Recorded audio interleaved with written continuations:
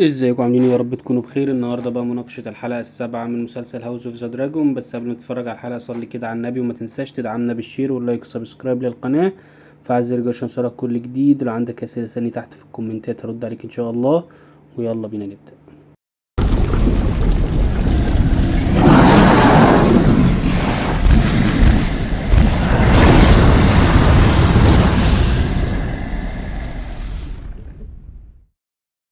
الحلقة السابعة يا جماعة لو هنديها عنوان فهو هيكون بالتأكيد تحالفات. النهاردة شفنا تحالفات ضرب نار، حاجة قوية جدا.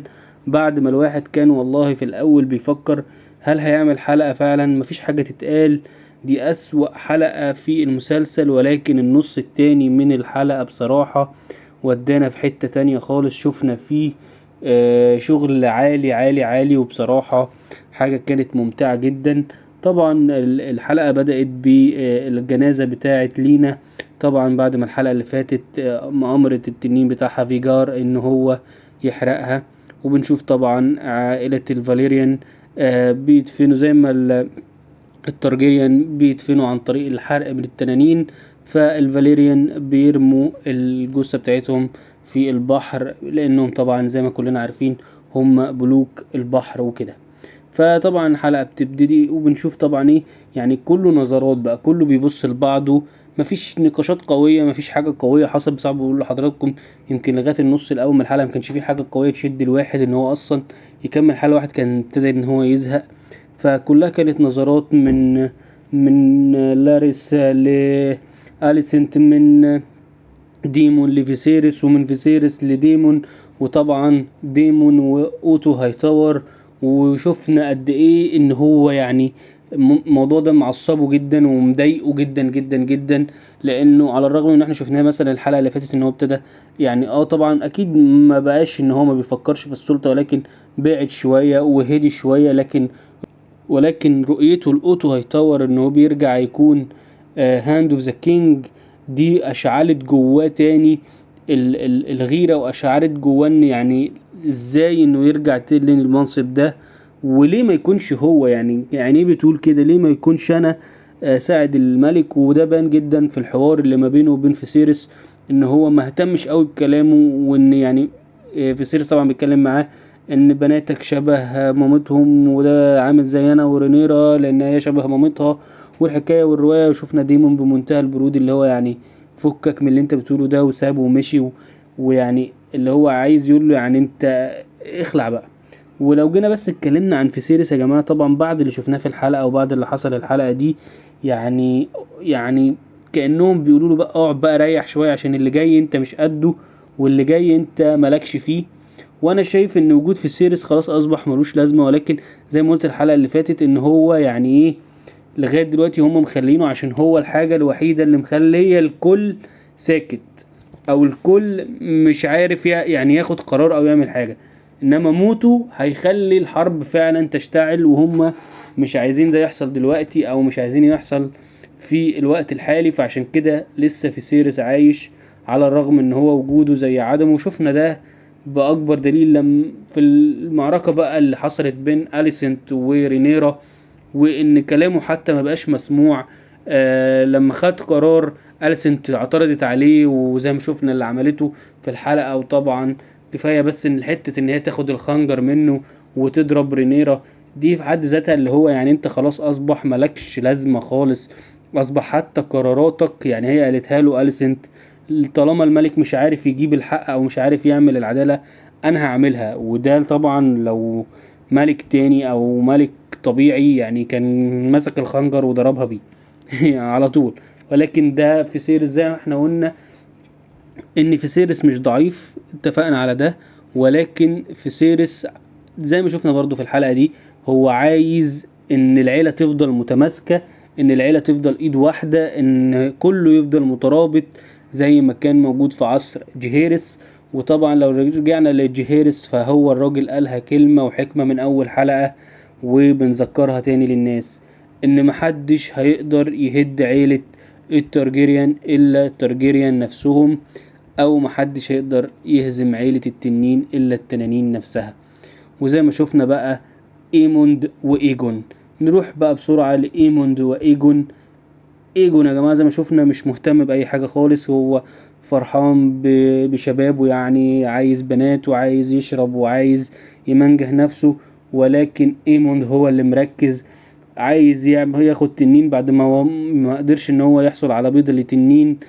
آه عايز يثبت ان هو اللي قادر على الحكم، هو اللي يعني يقدر يساعد في حكم الترجيريان، ويقدر ان هو يكون ذو قيمة. وشفنا طبعا ترويضه لفيجار، وشفنا بصراحة بعد ما كنت متوقع ان بنت من بنات البنت يعني اللي ما عندهاش برضو تنين من بنات لينا هي اللي هتقدر ان هي تروض ايجون، ولكن بصراحة الواحد اتفاجئ ان ايموند هو اللي راح. وشفنا مشهد بصراحة كان جميل جدا، المشهد بتاع ترويضه لفيجار والبصة بتاعت فيجار ليه، وبعد كده الترويض، وبعد كده المشهد اللي بيطيروا فيه مع بعض.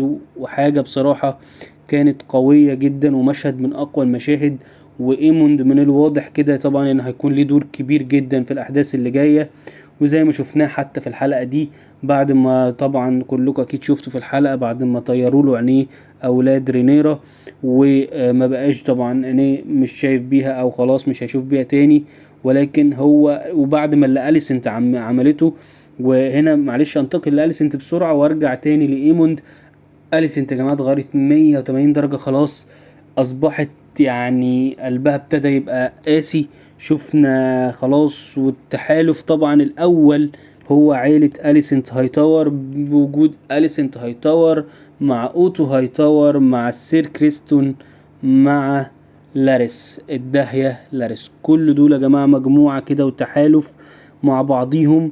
شفنا طبعا المشهد بين لاريس و أليسنت لما بيقول لها لو عايز الملكة تؤمر بس أطير العين في كلمة يعني، فبتقول له مش دلوقتي، ولكن أنا بشكرك على يعني إن أنت متعاون، وعارفة إن أنت كتوم، وإن التعاون بينا جاي بعد كده.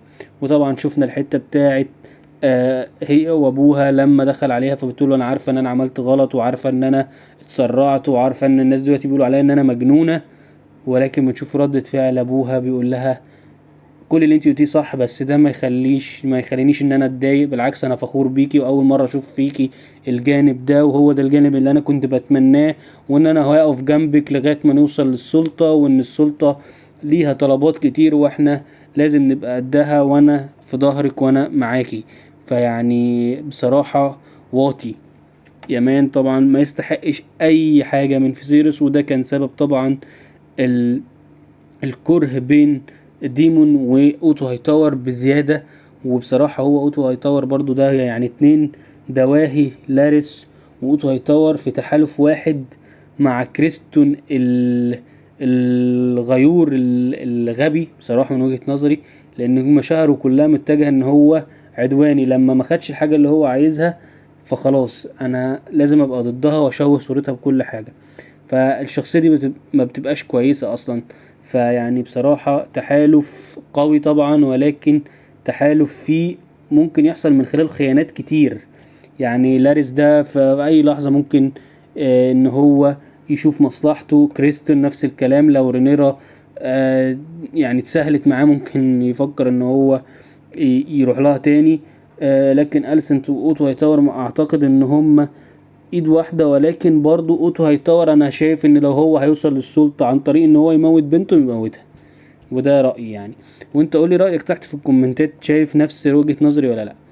فنرجع بقى يا جماعة لإيموند، وبنقول الحتة بقى اللي هو بيقول لأمه او أليسنت انت عاملة بروباجندا ليه يا ستي؟ المهم انا بعد كل ده مش فارق معايا العين اللي طارت ولا بتاع، انا اهم حاجة ان انا عندي تنين دلوقتي. وبنشوف طبعا اوتو هيطور انه بيأيد كلامه، وبيقول لها العين اللي راحت دي مش مشكلة قصاد ان احنا فعلا بقى معانا تنين، وكمان التنين اللي معاهم مش اي تنين، ده فيجار اكبر تنين في التنانين كلها، ويمكن من اعظم التنانين اللي موجودة. فبصراحة حلقة في النص التاني كانت رائعة. طبعا المشهد اللي ما بين أليسنت ورينيرا وضربها زي ما قلنا مشهد كان قوي جدا، وباين قد ايه أليسنت خلاص اتغيرت وبقت واحدة تانية. لكن نيجي بقى لرينيرا والتحالف التاني.